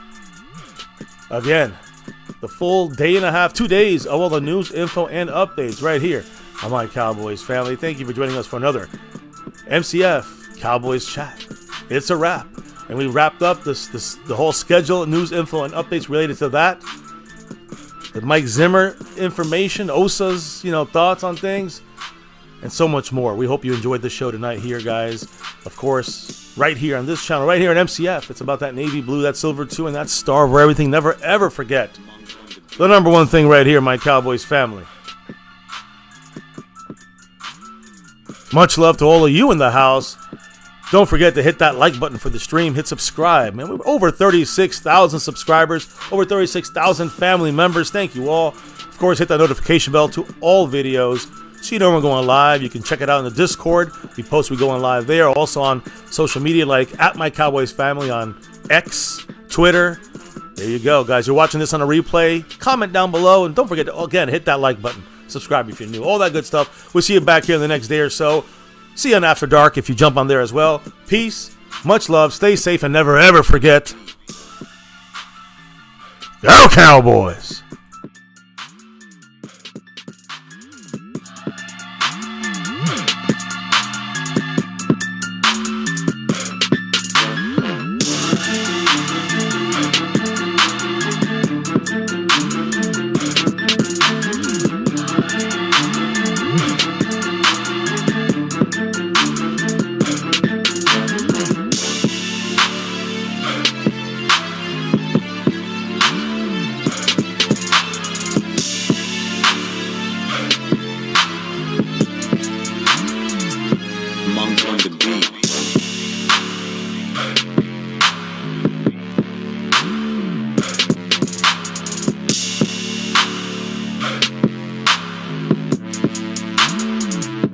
Monk on the beat.